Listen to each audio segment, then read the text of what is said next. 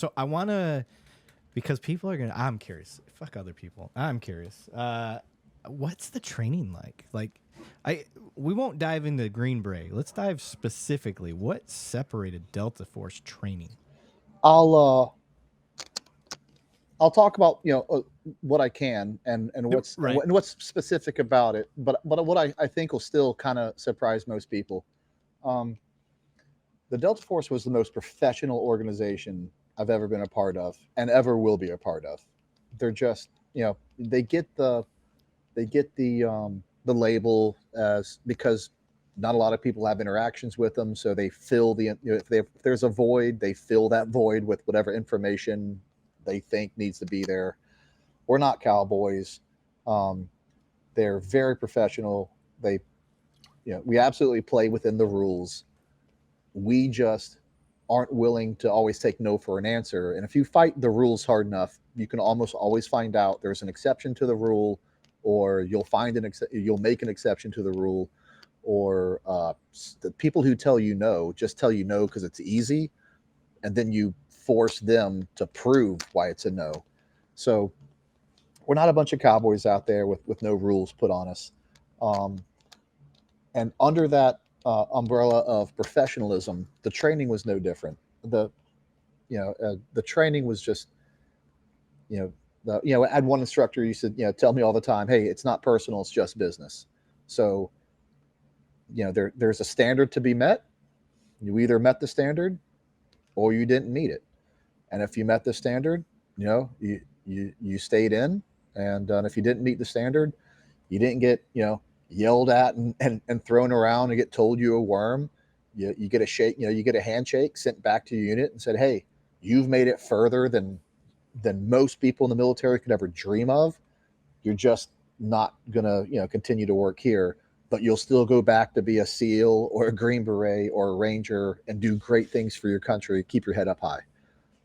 Just the most professional organization, and they do that in every aspect that they conduct, whether it be training or missions. So I just want to point out that you said if you flunk out of Delta Force, you'll get put back to SEALs. Right. So are you saying that they're a little more BA than the SEALs? Well, the white so there's SEAL Team 6, which is Right. another Tier 1 unit. But we have white side SEALs. All the other teams, they can try out for Delta Force or they can try out for SEAL Team 6. Oh, okay. They get to choose wherever whichever. Well, it's a joint unit, so Right. anyone Marines, Navy, Air Force, anyone can try out. Yeah. It just happens to be most of the people who make it are Green Berets and Rangers. But we I we like it. well, that's also Hey. most of the people that do try Yeah. out. So of course, but yeah, Okay. Yeah, I didn't know that. Obviously I've never had any experience with Delta Force.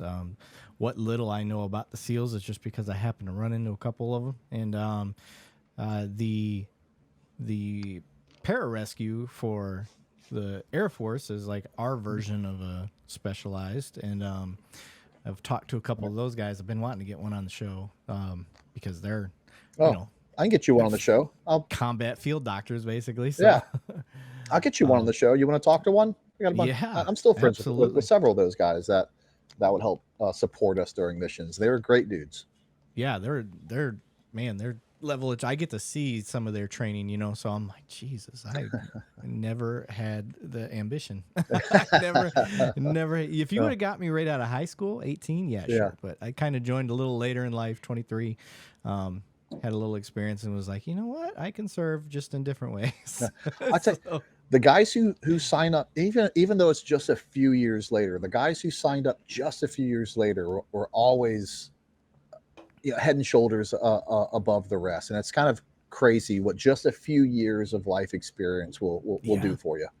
So we've talked about that, not you and I personally, but on the show, I have talked. My own personal opinion is I don't like the fact that people can be cops at 21. And this is coming from a dude who would have told you at 18 years old, I was ready to be a Yeah, cop yeah, then right. because I knew I wanted to be one.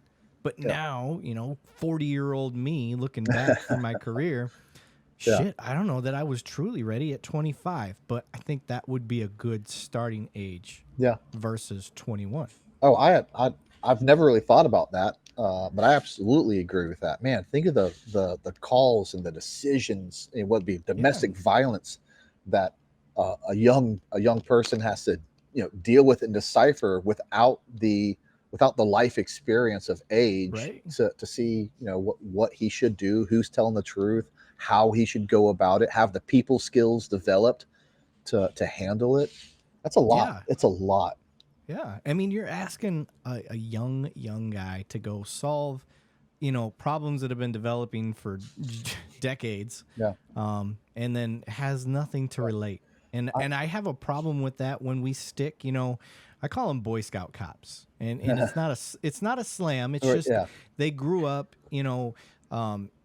middle class. They didn't really have any real problems in life as far as like, growing up in a hood and struggling, like real struggle for money or any of that.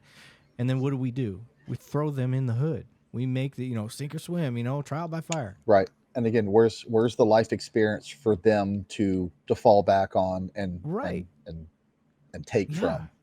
And I would rather you take a cop that grew up in those type, and you don't always have this luxury, for sure. You don't have this luxury, but I What would rather you take a cop with a little life experience in those areas and just stick them right back in there as a cop.